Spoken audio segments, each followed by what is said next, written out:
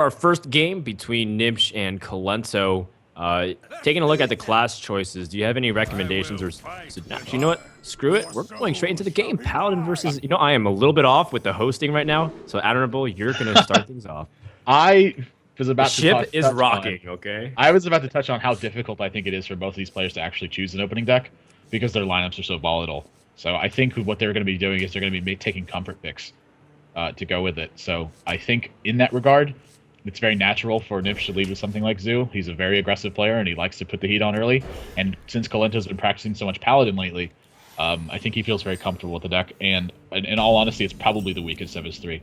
So rather than be relying on Paladin to kind of pick up the pieces later in the game, he wants to get it out there now, hope that he can pick off one or two of these games of Paladin, and kind of go from there. I always thought that the Paladin was okay against a Shaman, though. So, but even so, I understand exactly what you're saying, that it could be recognized as the weakest, and you can kind of nil test.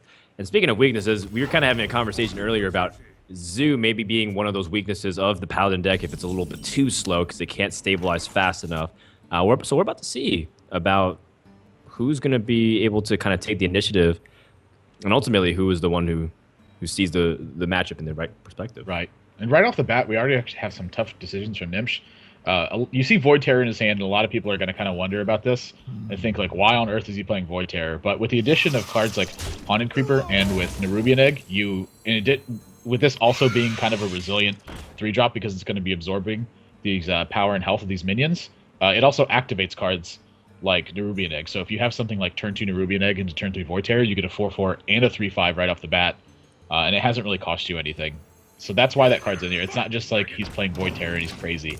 And so also to go with this, we saw yesterday, Gnimsh is actually playing with Sylvanas in his deck, and he also has Elite Tauren Chieftain, kind of all the cards to have. And they're sort of weird cards in his own right, but he won an IEM event with Elite Tauren Chieftain, so it's kind of got like a special sentimental place for him. So this is one of the things he does. He'll literally play cards that are unconventional. And this is sort of where the surprise factor comes in, is if your opponent continues to play cards like this, it's really hard to construct a 30-card option from them. Like, you don't do it very often. It's like, is Gnimsh playing Elite Tauren Chieftain this time? I don't even know. That is true. It's like it's a long-term play, right, in terms of future tournaments. Yep. Kolento thought about the idea of putting out a minion? Yeah, I was about to say that quality, by the way, could actually come back to really bite Gnimsh. It's a card that typically is not very strong versus Zoo because all of their minions are so vulnerable to Wild Pyromancer and to Consecration anyway. But Void Terror and Sylvanas are certainly different takes on this deck. So cards like those can actually help sweep out the board if he's lost a little bit of control. So in a matchup where I typically think they'd be a little bit weaker than normal, they can pull a lot of weight in this matchup. Gnimsh has an opportunity to use Void Terror once again. I feel like he thought about his Abusive Sergeant in the previous turn so much because then you can kind of calculate how much damage you can get, or basically what kind of stats you get on your Void Terror. Also kind of want to avoid it for putting into stupid ranges like BGH and whatnot. Yeah. One thing that's interesting to note. Oh, what's up? His positioning here actually was a little bit weird. He played the Spider that was best in the middle, and then he played his Abusive Sergeant on the right. And what ended up happening is this cost him a point of damage. If he put that Healthy Spider to the far left, he could have used that one to pick off the last 1/1, and then this 1/1 Spider and this Abusive Sergeant would have gotten the buffs instead, and so he would have dealt 5 damage instead of 4. So a little misstep early on. That's important to note because, again, the 1 damage might mean the difference between having to tap and aim for something versus being able to actually end the game. Right. Okay, so Kolento does have tools at his disposal. He is running double Holy Light similar to Echo. And he does have the equality, so he has ways to kind of stall the game out and go for Holy Light is such a weird card to see. Ooh, excuse me. I didn't hit the mute button soon enough. Oh, no problem. It's sort of one of these cards that's weird to see, in that 2 mana heal 6 is just not value. And it really shows you how much different this game is than like traditional card games, where Wild Pyromancer going on, by the way. Yeah, and this is going to be, I imagine, you Holy Light here. Like, once you've committed to this point, you go the full distance, right? Sure. I mean, there's Does no he necessary. There's Holy no Light need himself? for equality. Does he Holy Light himself, or does he Holy Light the wild pyromancer. Quality is a full clear though. Quality is a full clear. Okay. Fair enough. And I think it's also because the Holy Light is also really versatile and being able to heal a really big target minion like the Senjin. Yeah, Holy Lights are important in this matchup. I think that one of the things that ends up being most important about it is just your ability to recover from these spots, and that was sort of what I was getting on, is how much different this game is than other card games, where stuff like heal 6 in a game like Magic is just, it's like almost nothing. But in Hearthstone, the game is so much about board position and trying to put your opponent in a spot where they can't recover, that cards like that allow you to recover. It's a weird take on, oh my gosh, in Kodo. This game is really big. And he drew a true silver champion also. This game has quickly fallen out of control. Oh no, too many situational cards. Yep. This is one of those spots that I was kind of referring to earlier where Paladin has so many ways to clean up the board versus these small minions. And Zoo is so reliant on their synergy from all their cards that if this ends up happening, it just, where's his recovery point? Like Kolento's at life, and he's got more cards, and he's got more board presence. And that's just going to continue to happen. Gnimsh can pay his life to get more cards. That's costing him mana, and that costs him board position as well. And just like you were saying, he's drawing too many situational cards. I don't know. Very, very tense. I don't know if Gnimsh can even win this game. I think it's almost out of reach as well. Gnimsh has not drawn an egg in like 5 games, it seems like, too. I think he did draw it once, which made sense because we saw it being employed. But even so, I think the game has already kind of spiraled to the point where, wow, a second Kodo is just really big against these kinds of decks. I think the game's kind of spiraled already to the point where Gnimsh might not be able to do anything at all, unless he has like a Shadow Flame. Like that's the only way he can kind of pull himself back. But even then, his opponent still has stuff that he can load the board with. Yep. He's got his Kodos. He's got his Peacekeepers. Oh man. And this is a criticism that Void Terror and all these kinds of cards that are situational receive, because as much as they're great when you're winning, I guess the terminology that I know Monk from Team Liquid likes to use is that you win harder. Is that you don't necessarily improve consistency, but when you're winning, oh man, Void Terror is like amazing, right? Because you improve your board by activating the egg, and you're able to put a really strong minion. But when it doesn't work out in your favor, I mean, you're kind of stuck with 2 powerful Whelmings and a Soulfire, but then you're kind of at the mercy of your opponent. Yeah, it's the card's sort of like a. Well, this game's over, and as much as I would love to believe that Gnimsh can get out of this one, he just can't. So I'm going to kind of talk about the kind of card that I think Void Terror is, and it's kind of like a feast or famine kind of card, where it's like it's either going to work really well or it's not going to work at all. And that's a fine position to be in. It's these strategies that snowball on top of themselves, and it compiles into this this point in the game where your opponent doesn't have a recovery option, and that's just the style that Gnimsh plays. He's going to want to crush all of his opponents. He's not the kind of player who's going to want to just edge out the win. Like, he wants to just crush everyone, and that's what this deck is aimed at. So when you draw poorly, you get into these spots where it looks like he's just being dominated, and he is, but that's the nature of the way he's built his deck, is it's going to either destroy his opponent or it's going to get destroyed, and that's exactly what you're seeing. And so to call cards like win more cards in this game is also kind of different, because you're trying to checkmate your opponent. That's the whole purpose of this game. It's not like a wait for your opponent to misstep and then slam him with an important card. It's like everything. The game is ready, so let's find out what's going to happen and who's going to get what opening hands and determine the outcome of the game. Well, it is going to be the Druid versus the Paladin, and Gnimsh gets a very important card to start things off, which is a Wild Growth. Yeah, this is something I wanted to touch on a little bit too, is that a lot of token Druids are getting played in this, and Gnimsh is actually playing a very traditional mid-range Druid. He's got cards like Cairn in his deck, and Wild Growth, of course, indicating that he wants to scale into that late-game position even faster. You can see he's actually even considering keeping Ancient of Lore here, which isn't that bad. When I played this matchup previously, one of the mistakes I was making is I was being too aggressive versus Paladin decks, and it left me in vulnerable positions. If you take your time with your cards and allow sort of one guy to get the job done while you respond to everything, what ends up happening is your tools become stronger, because the Paladin is relying on responding to you. So if you aren't doing very much, except for just one giant threat at a time, it's really losing a lot of its potential to swing the board with something like Equality and Consecrate. Yeah, definitely. I think that's going to definitely come into play too with the kind of card quality that's in with Gnimsh's hand. He has the Black Knight, which is really powerful against a lot of Kolento's deck, and Gnimsh is very familiar with it by now. Now, kind of a little bit of unfortunate where he didn't have the guarantee of a Harvest Golem, so maybe he could have pushed out the Wild Growth a little earlier and basically been a little bit more mana efficient, but no harm. I mean, it's still a fine play on turn 4, or turn 3 rather, with 4 mana. The strength of the Paladin hero power, by the way, is really showing through right here. He's already got 2 free damage on the board, so he's going to be able to clean up these Harvest Golems if he draws something like a True Silver Champion. And even if he doesn't draw something like a True Silver Champion, now he's going to have 3 1/1s on the board. And this starts adding up. Don't let anyone kid you. Definitely.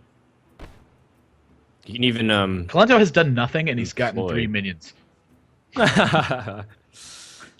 It's the allure of playing Paladin. Just keep hitting the button. Just dude go.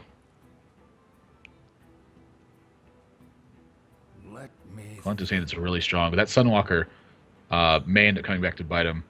Gnimsh has gotten Black Knight in his hand already, and one of the first cards that Kolento drew was Sunwalker, so he's looking to scale into that point, and the game is going to take a very drastic swing when it gets there. Yep, heads up play from Gnimsh. Maybe. If he keeps the Keeper, though, maybe he can kind of silence it instead. He wants to Black Knight, but don't you want to save that for Tyrion, or do you feel like that's too optimistic? Just trying to hold it for your big thing. I think you want to silence Tyrion, and oh, that's actually a pretty good draw right now, because this might draw Black Knight. Yeah, this is one of the turns where he can afford to whiff on something. Like if his opponent has Black Knight, he hasn't lost control of the board. Mm-hmm. And also tipping up silence. You want to hold silence for Tyrion because the 15 damage from the weapon actually ends up mattering in terms of the Paladin's reach on you. Sure. Okay, that makes sense. It's important to deny that if you can. You can't always hold Keeper for that long, but optimally you want to do that. Kolento does have an alternative play of pushing out an Azure Drake, which is nice for the card advantage, but he's got so many cards as well. And that almost certainly die. It makes it very easy for a swipe. Actually, both plays still make it easy for a swipe.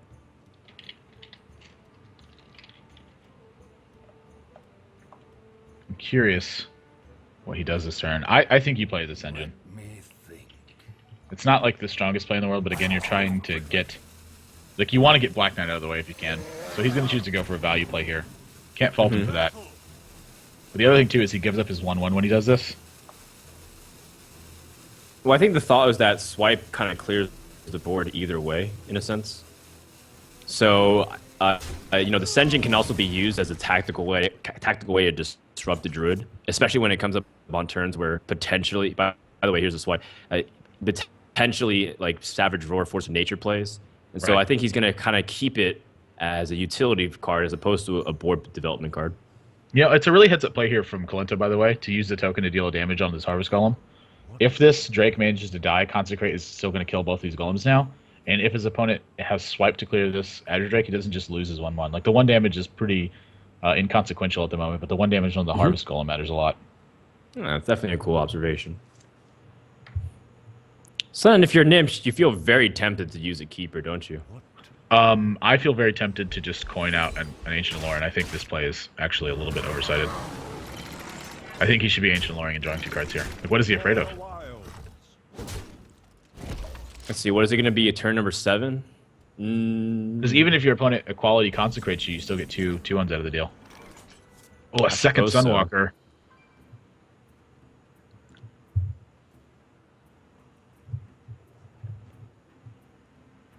Well, Kolento has pretty much a full hand, so he can drop whatever he wants. I think the Sunwalker fits pretty easily. Because I think that unless you want to try to bait out the Black Knight and you play Ascension Hero Power, but Sunwalker pretty much fits exactly what he wants to do. He's got so many spells, too. He kind of respond to what his opponent does. So you're definitely going to see Black Knight here. I don't think there's any question about that. Yeah, this is just too much value to pass up. This is 6 effective damage, and you get a 4/5 out of it.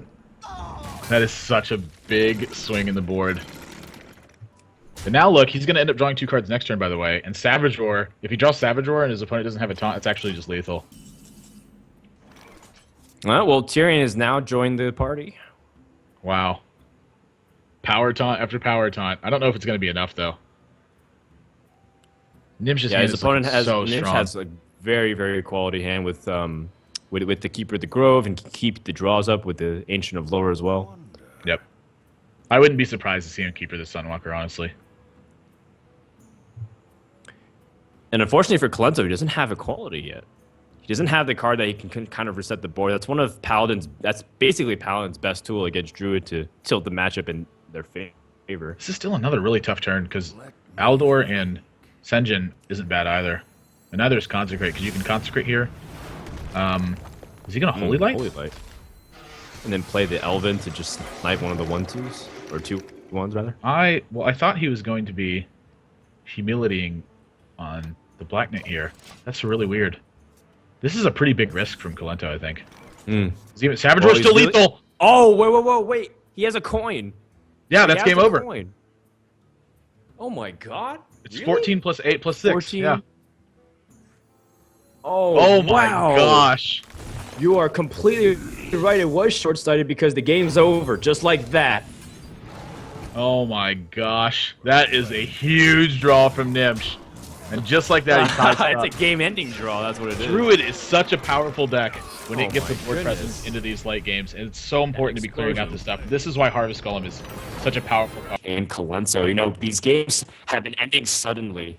Savage for Semi-Jew, you remember that top deck to Cobalt to win the game. Same thing with Gnimsh. We weren't expecting the game to end that quickly because the quality of Kolento's hand was great. Sunwalkers and Tyrion. But now the game's over. Gnimsh has already, once again, picked up a Wild Growth, and he's going first, which is very, very difficult to deal with if you kind of have to play 2 mana down every single turn and your opponent curves in really nicely.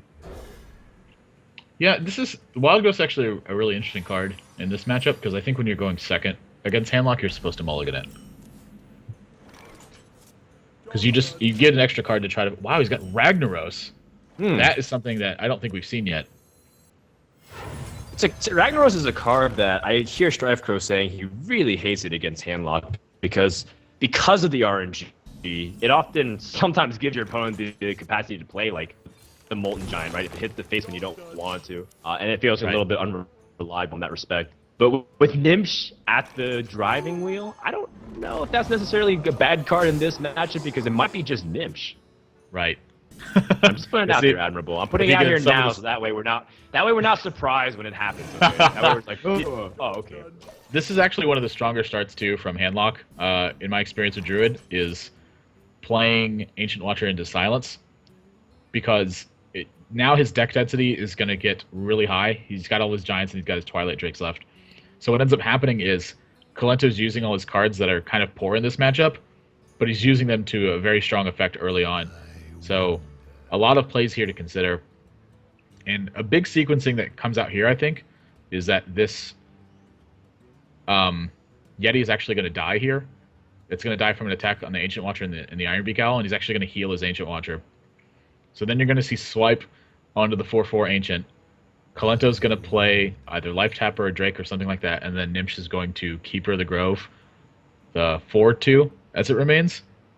So if Kolento is thinking far enough in advance, which it looks like he's planning out right now, he may just also give up the fact that these can be swiped and use Mortal Coil here. But Power Overwhelming is a really strong draw. It's actually going to be Owl and Power Overwhelming that deals with this. So this is another example of what's happening. Like all these cards that are traditionally poor in this matchup are getting very strong value now. And this is the spot that the Druid ends up suffering the most in, is when they can't effectively answer the cards that they expect to be playing against. And that's all with Kolento not knowing Gnimsh's hand, and we did know the hand. So very impressive play by Kolento, if I have to throw out a compliment here. If that's exactly what he was thinking, which I'm inclined to agree. It's very likely that Druid has the answers right there, so no need to kind of haste it. It's a very common way to just get value out of your Farseer immediately and put a 4/3/3/3. But in that respect, I think you have to kind of bait it out too. Plus, if this Keeper comes out and he's holding the Twilight Drake, that's going to be so nice for Kolento because the Drake becomes enabled and that much more powerful to control the board. I don't even know what Gnimsh can do to stabilize here. Like, he's already facing down this 4/5, and if he has to use this Keeper, then Twilight Drake gets the open. This is just a really tough position to be in. Wow, Big Game Hunter's certainly not what he wants to play, but I don't know. I don't know if he has any other reasonable options. That would hurt so much. He did draw Black Knight though, and he does have Ragnaros, so he may just have to kind Yeah. of rely on getting a little bit lucky this game. Yep, and Kolento's gonna have the Drake follow up for this. God, he could also then- heal. That's true. He could also play keeper, but I mean, at the same time, you just saw the keeper. I feel like you'd be so inclined. It's so tempting, isn't it? And not even just to play the Drake, but even following it up and just soul firing or something, and just I kind like of go for a attacking. really intimidating board. Yeah, I like attacking the 2/4 and healing here. And again, he continues to use his cards that are worse in that matchup to such strong effect. Like it's very rare that you see Handlock take control of the board with Earthen Ring Farseer and Ancient Watcher. And how does Gnimsh begin to answer this? This is a Well, he start, has to but kind of spend his removal. how much damage are you willing to take from this Earthen Ring Farseer? Like, is it worth attacking the Earthen Ring Farseer with your face here and then facing it again next turn? And then the other thing, Farseer does effectively like 9 damage. That's crazy. That's crazy amounts. And once again, Kolento showing restraint with his Azure Drake. He wants to pump it up and make it much more intimidating, so that way it's not easily removed by a spell from Druid. And that's why next turn it'll be a 4/7. He wants to continue to use, again, his worst cards in the matchup before he uses the better ones.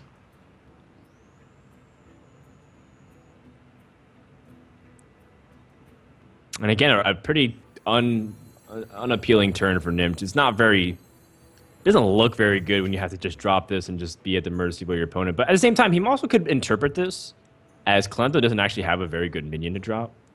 And that he's been playing kind of scrappy because he has to, right? It's not very often that you see the Handlock take the initiative in the matchup. It's usually that you're tapping until turn 4, dropping the Giant, dropping the Drake, and then Druid can kind of respond to it.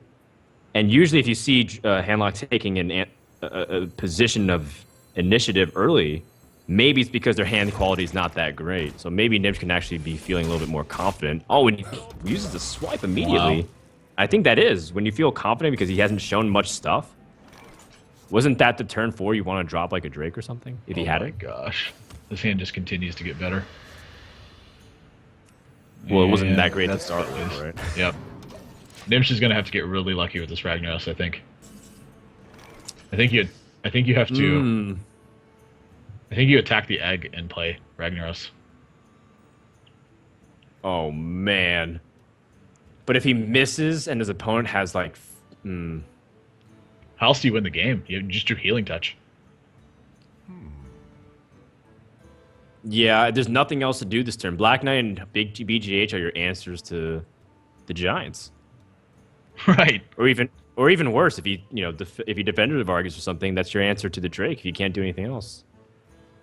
Oh my gosh, this is such a brutal game because even if Ragnaros hits the 4/8, he can Kolento can still just kill it. He's got 2 copies of Soulfire in his hand, and he's got a power overwhelming. Yeah, he's gonna power Soulfire if that egg stays alive for some reason. If Gnimsh just allows it to live, there's not a good line of play here. You have to hope your opponent's hand is like. You just have to hope your opponent doesn't have 4 extra damage in their hand. Yep. All right. Well, Ragnaros is gonna come in. He wants to hit this Drake. That would be mint. Oh, geez. You can see him rubbing it. Candy and Maz.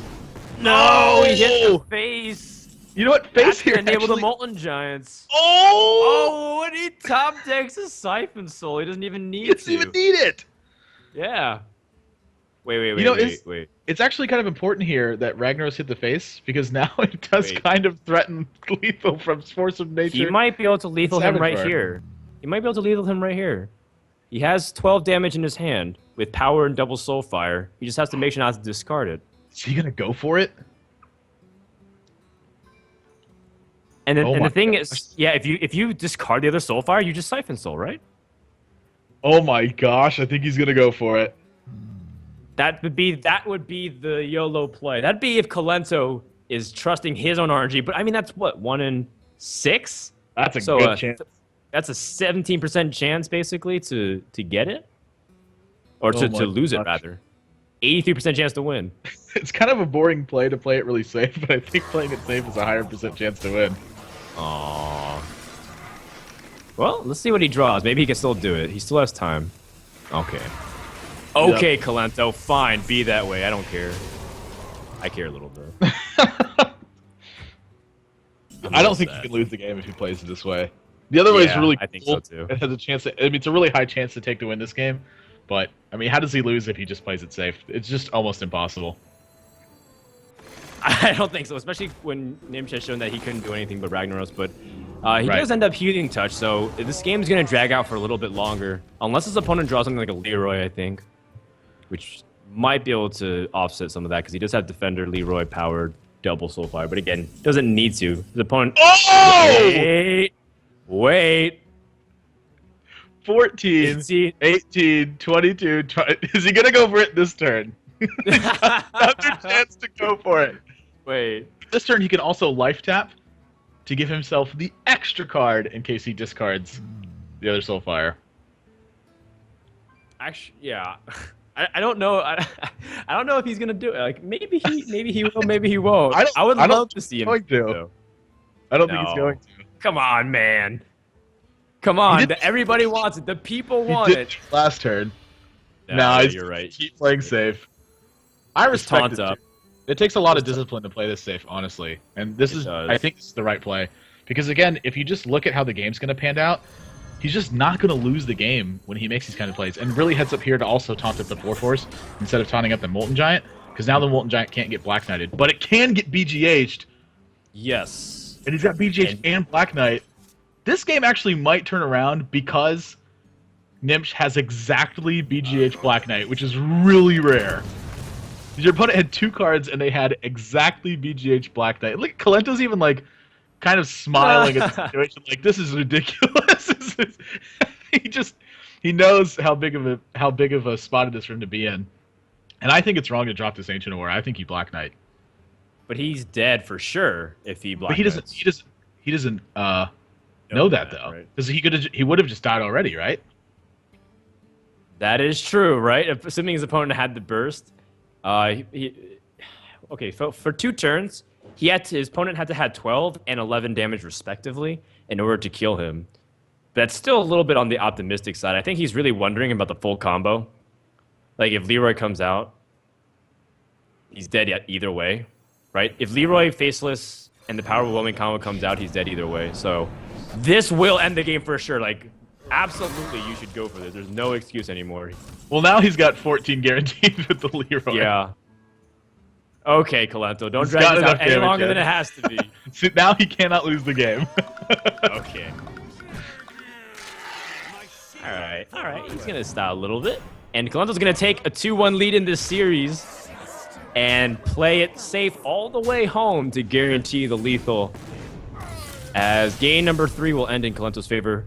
Gnimsh will have to rely on... Handlock, of course, is an advantage, and I think it's a slight advantage versus Druid. So if there's a deck that he wants to be anchoring with here, it definitely, I think, is Shaman. So he's not out of it yet. He's got to get the right draws, but boy, if Shaman can put together the Earth Shocks and the Hexes, you just tear their early game apart, and it's so hard for them to cover after that, because eventually they're just out of threats. You have enough cards to kill all of their threats. So the thing that Handlock's trying to do is they're trying to beat the control deck, and when someone else is able to beat a control deck versus them is where that you find them losing. Or when something is just so aggressive that they can just push through damage or everything, like Hunter. Mm-hmm. All right, so Gnimsh opts to cycle out everything. I think you want to get those totems out early. You want to get the Flame Tongues to be able to trade against anything really threatening. Earth Shock, Hex are all great pickups, but Gnimsh got none of those. But he did have the Nerubian Egg, which is starting to see a lot more popularity. The more I look at Nerubian Egg and Shaman, the more it just totally makes sense with how you're able to buff it with Flame Tongue totems, give it a Rock Biter so that it can trade, and just generally be able to use it to your advantage with Defender of Argus and defend yourself even. This is actually a really heads-up play here by Kolento. Kolento is on spot today. Yeah. He knows that he needs to be picking these totems apart, and he's already shown that proficiency here. Unfortunately for him, Gnimsh has Super Totem. He has Super Totem. And then the rock biter is going to come out and finally complete the metamorphosis, hit level 10, and get to the final stage. It's evolving. Right now, it's a metapod. It's like a Pokemon. Yes, exactly that. That's what I was going for. I think this is almost too good to pass up. Oh yeah, you have to do this. This is the play. And now you look. have to flame totem too, so you start toteming. And Right. So this. Well, now he's actually threatening a giant with just this board position, because the flame tongue totem will take it out. Okay, a faceless pickup. That mountain giant is almost certainly coming down next turn, and when it comes down, the soul fire is going to come down on the 4/4 as well, I imagine. Wow, and look, he picks up a spider too. Yeah, the spiders are really tempting. Positioning also does kind of matter here with how the spiders end up spawning. You know, and since spider's a little bit new, I'm not exactly sure how to position animal. What would you recommend? Well, he just would have to plan. I think this is the right spot, but you have to consider which one of your minions you want to sacrifice in order. So he wants to taunt to... I don't know, maybe it's better on the side of the 4/4. Okay. Oh wow, he doesn't even soulfire. Whoa, yeah, okay. This flame tongue is about to get some serious value. Yeah, I think if you're expecting that the Nerubian is going to be trading after it spawns, then you put the spiders on the left for sure. But I guess the nice consolation is that he does have another set, so he can kind of place a flame tongue, place a second set of spiders. Then you open yourself up so much to a hellfire. Well, sort of. The spiders are just gonna... I mean, they spawn the 1/1s after they die, too. So his opponent's got to be able to kill the spiders and then have a board sweep. Oh, that's true. You got a flame tongue here. Yeah, it's too good not. It's just a great opportunity. I think what he's debating between is whether or not he totems or plays another spider. I like this right here also, because this is going to trade away the healing totem. I guess it doesn't matter where you place it. If you place it between the healing totem and the 4/4, you get the same result. Yep. So he's just doing it in a different way. His positioning now is sort of weird, because now he has to play the spider now because the other spider was on the other side. So yeah, that was a mistake. Yeah. I think so too, but it's obviously easier 2 turns later to kind of analyze that when you're not sure if you grab the spiders. Right. Regardless, Kolento now draws the Nerubian egg. Hellfire is actually really annoying for him to deal with because it leaves 4 1/1s on the field. He will have to Mortal Coil one of them if that's the case, and then put him down to 16.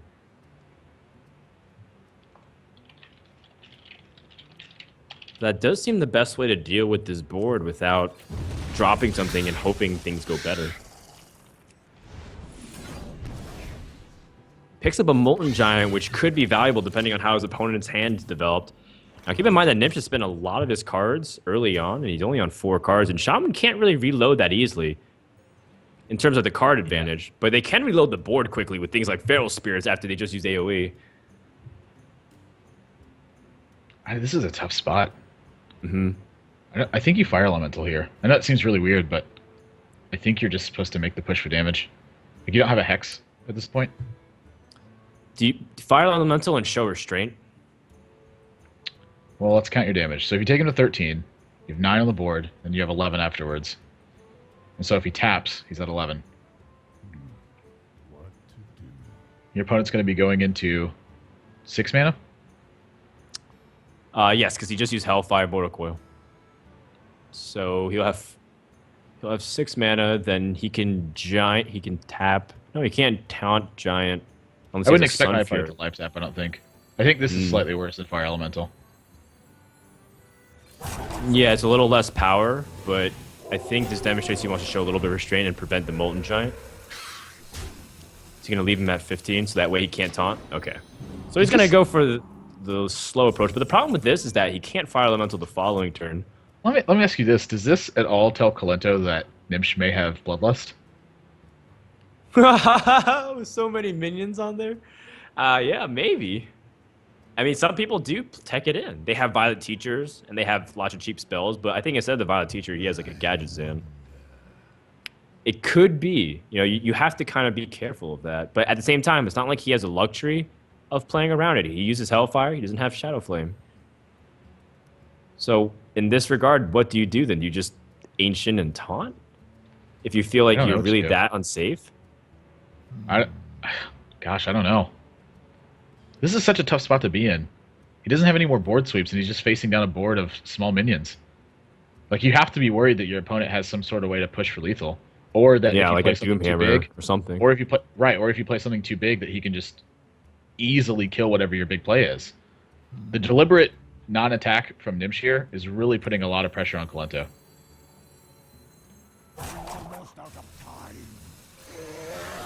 Okay, well, he's going to just trust that whatever he has is good enough to survive for the next turn. He discards his Faceless, which also can sting too, considering that the Molten Giant might be really cheap, and if he picks up a cheap Taunter, maybe Yeah. that Faceless could be double taunt. Ooh, Azure Drake. Oh, an Azure Drake. 4/9's tough to kill right now. I think Azure Drake is by far your best play here.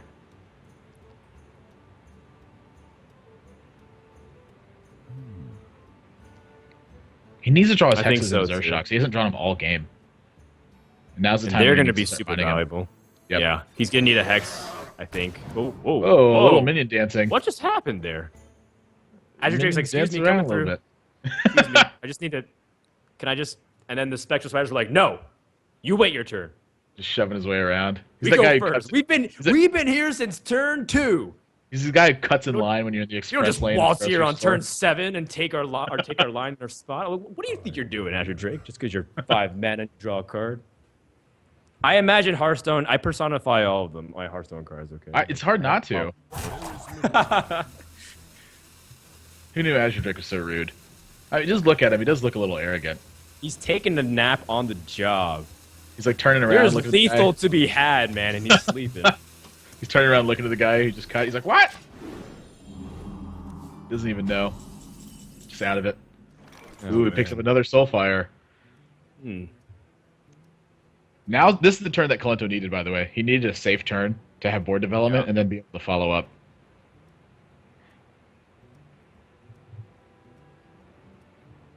Also, I think that rules out a couple of possibilities of what his opponent might have as well. Well, he clearly doesn't have Bloodlust. Yeah, he doesn't have Bloodlust. I think he would have equipped the Doomhammer and just passed too, if that was the case. If he had something of potential burst. I like the egg. All right. Kill off the Drake. It's all right. He was a line cutter anyways. Out with him. And taunts. And now the bad news begins for Gnimsh, where he needs to draw Earthshock right now. Yeah, I need some way. Oh! Wow! Gnimsh has been faced. just- Like, yep. That's a perfect draw because now Fire Elemental gets to come down. He clears the way, and he ends up with a 6/5. Well, maybe Fire Elemental doesn't come down this turn actually. Are taunts better? I think taunts are actually slightly better. It's Here's still, a I think question. he used his power and he lost his Faceless, so he's not afraid of combo anymore. What's your question? Well, I think that taunts are better here just because it solidifies your board position. Like the Ancient Watcher can't attack, so if he uses Feral Spirit, and say he taunts up his 2/3/4s, if a 4/4 runs into one of the wolves, he then It's vulnerable gets to to fire. clear. Right, he then gets to clear the Ancient Watcher, and he gets to use one of his 1/1s to kill the 4/4 afterwards. And the Defender of Argus can't attack into the other wolf, so it forces your opponent to have a removal spell or Shadow Flame is the major consideration here when you make that sort of play, though.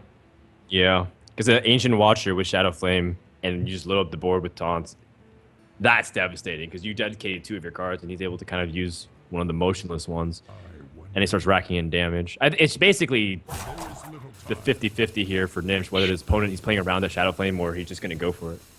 I think he's got to go for it. Like he can't afford to play around Shadow Flame right now.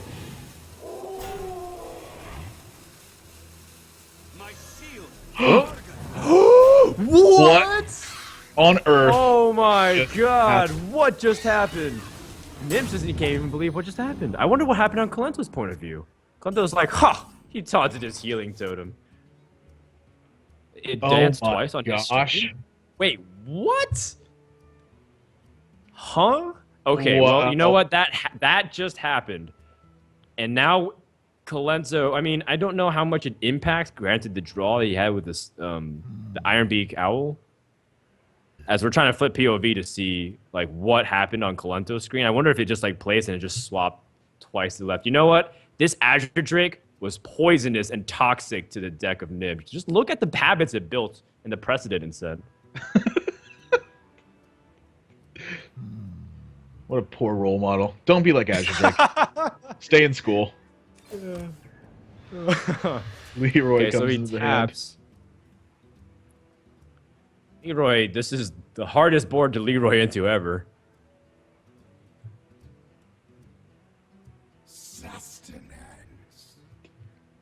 This is a turn where you just slap down the Molten Giant. Oh, I see. He's attacking the healing totem to his opponent. I don't get the healing totem attack, really. Huh. It's sort of weird. I guess he's just not worried about it. Oh, he's trying to reduce himself versus Lightning Storm, maybe? Ah, I think Oh, that and he is keeps it. the Leroy! Ooh, that's really important if he can be able to burst through for the following turn, because he does have, what is it, 16, 17 damage the following? I don't know if Gnimsh has got this game anymore. It was looking really good for a while. That defender of I guess I think I don't know if it made a big difference in the game, but I think it. Oh my god, this minion switching has now gotten pretty vicious. You know, all jokes aside, this is very disruptive if you're Gnimsh. Like, this is...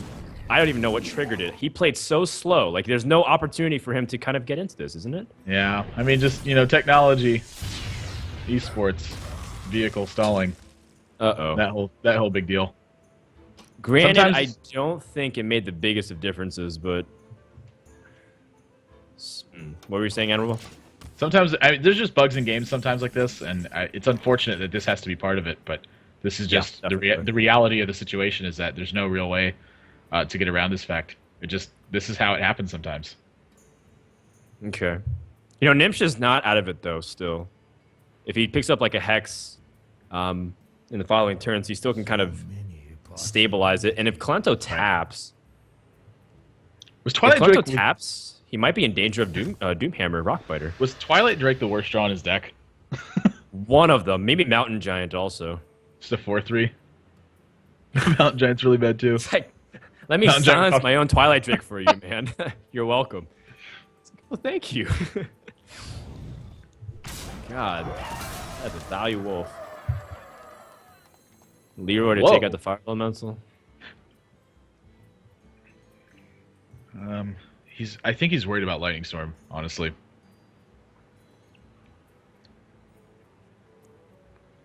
Even so, he still has the 5/6 to protect him. I think really using Leroy's removal is... Leroy's removal is like... I like Twilight Drake. 4/3. I mean, is he that concerned with his 5/6? I guess he is. I think he's concerned with the possibilities of lethal. Like, if his opponent had Doomhammer, maybe because of that tap. Wait, what if he has... I like here. Let's see if he can burst through 6. 1, 5, 6, 7. 10? He's only got 8 damage. He's 1 damage of lethal? Am I reading this correctly? No, he's got to chew through the 5/6. So it's Alec here, plus the Doomhammer. 6, 7, 8, 9. Oh my gosh, he is 1 damage off lethal. I counted it wrong. No, that is crazy. You put your opponent at 1?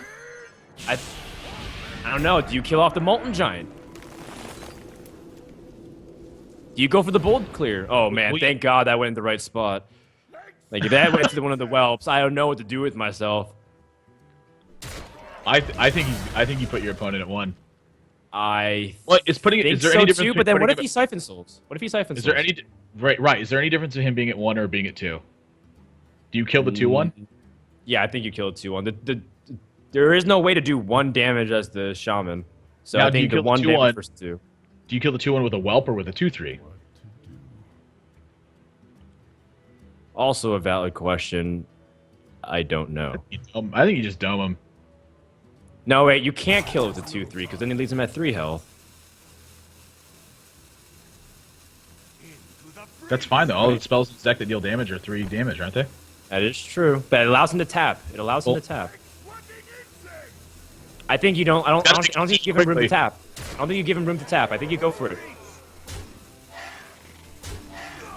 When he gets it off just in time. Gets it, so he's out now. Kolento still has to deal with this immediately. He needs something like Siphon Soul to stay in the game.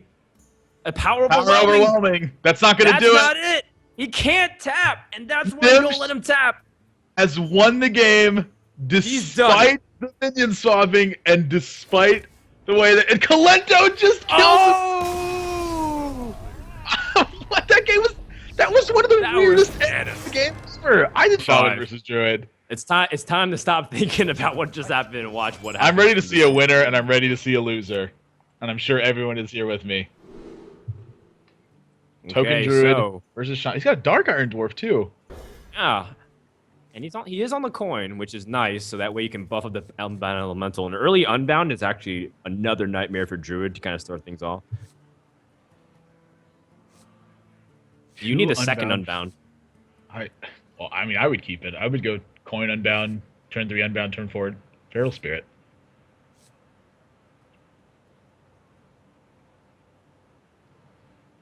If you coin Unbound and then you Unbound and then you have the Dark Iron Dwarf and then Feral Spirit Totem. Yeah, either way, it's fine. I think it's decent.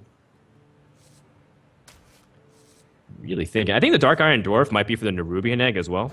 It's an interesting tech because it gives your ability to totems to trade, obviously, but it gives the ability for your Nerubian Egg to activate. He picked up Lightning Storm too.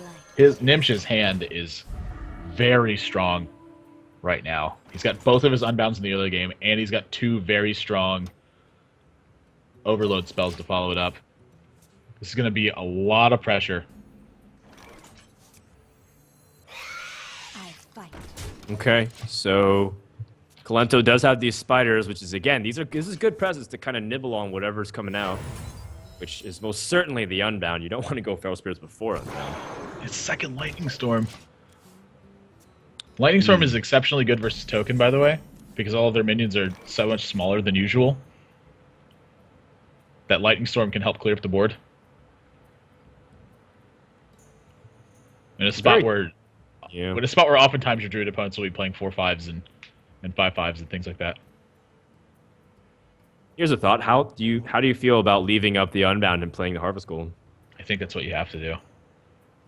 You don't feel like... Plus, you do have the ability to respond to it with Wrath, but the problem is if he plays Feral Spirits and then it becomes buffed, then all of a sudden it's just...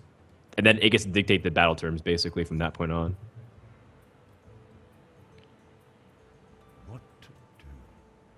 And Kolento is one of these guys that actually, on stream, even talks about how you don't want to miss your drop curves. Even if you want to feel like you have to spend removal, a lot of times hitting these curves early on, especially for a deck like Druid, you want to make sure you're lining up correctly.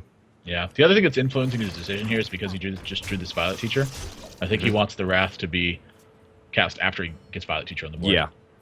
Nice token. I mean, it doesn't hurt to consider the possibilities of what your opponent can do and planning out your following turns, but at the same time, it's a pretty clear play that the Harvest Golem should have came out there, because then it only becomes more awkward.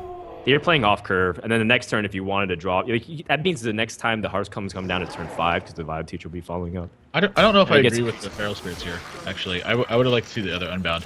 Because if you play the other Unbound and your opponent commits to killing one of them, you still get value out of one of them with the Feral Spirit, but then you also have Rockbiter the next turn, so he's kind of limited his own play here. Like, he stunted his own development. Wow, Innervate. Actually, that Innervate is a very big pickup. It may end up causing him to overcommit to the board, though. Into a Lightning Storm? I am ready to learn. Possibly. This is it, but his opponent can't really deal with it immediately. He's going to be on 2 mana. Right. This is another one of those scenarios where Rockbiter would have ended up being better this turn. Is because if you have one of your Unbound still out, you can Rockbiter and Feral Spirit still. Huh.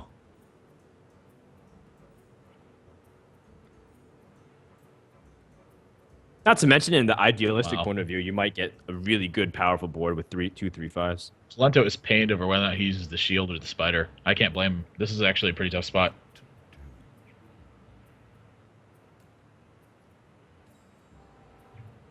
Time waits for no one. I like keeping the spider before over the shield. I think so too. Yeah, I think so. Because what happens is the spider's life. I mean, they both effectively are 2 health in a way, but maybe even more for the divine shield. But it does make you more resilient to AoE, and not only that, you can kind of choose how you want to buff accordingly. Versus on the other way, you might not be able to. Right. Do you Rockbiter this 3/5? I think the Vile Teacher represents way too much, especially if the Power of the Wild comes out next turn. And especially Power of given the Wild Gnimsh's comes out hand. next turn. It's crazy. Kolento's down to a bunch of 1 power minions, and Gnimsh's hand has 2 lightning storms in it.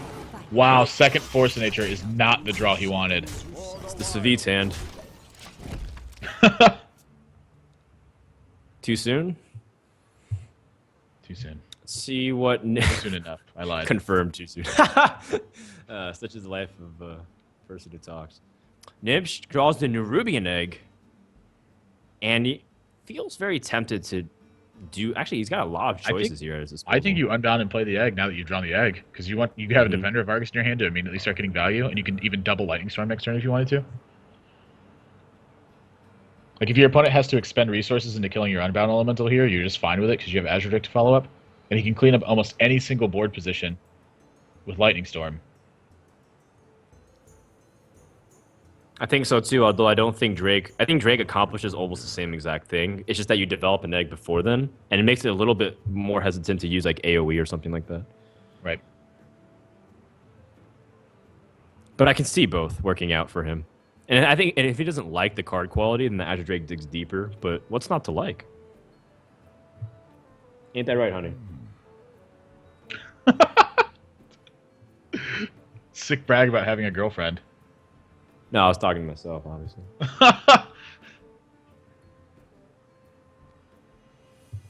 is little time. I like Nerubian Egg and Unbound. I like Nerubian Egg I the don't more like I look at Lightning it Storming here. because... I don't like Lightning Storming. Oh, jeez. Ah. Yeah. Is he gonna, oh, he's No. doing a fusion No. too. I don't like it. He really is bad. I like that it. I don't like that it pigeonholes his mana so that way he can't follow up Drake if he needs to. But what he can do is put Defender of Argus the following way. Wow, that's a very important pickup for Kolento. The Azure Drake is very nice. If he picks up something like, oh, jeez. wait, no, it's the Azure Drakes. I swear. I'm telling you guys. Spiders. I'm telling you guys. This time he did get to cut the spiders. You talk about like people like Ekop and Reynad and all these other people who might be the most BM players. No, it's this Azure Drake that is the most bad-mannered. Are you kidding me? My shield for Are you kidding me? This was his plan. He wanted to get a lot of value from this egg. But it's like now you've almost stranded Unbound Elemental in your hand for a while now. This is one of the reasons I didn't want to do it this way, is because now you've stranded it. Like, the Defender of Argus is not stranded as long as you have egg on the board. And the Unbound Elemental is stranded for a long time when you start scaling these late games, because you're going to need to be playing things like Fire Elemental. And if you now that you've drawn the Gadgetzin Auctioneer, you're also going to be playing Hex before you play it. what to do. Oh my god, wait a sec. And Defendering the Unbound is like a really good spot to be. Wait a minute. Wait, is this game? He has Innervate. He drew the Innervate. He has the combo. He can get through. Hero power. Oh my gosh, it is game! Yes, he does. He has it. Oh my god, Kolento, you have lethal. He sees it. There it is. Game's over. Doesn't matter. Azure Drake I could once not again believe somehow it. wins. 2 back-to-back draws, and just like that, he wins the game! Oh man, the game is over. I can't believe it!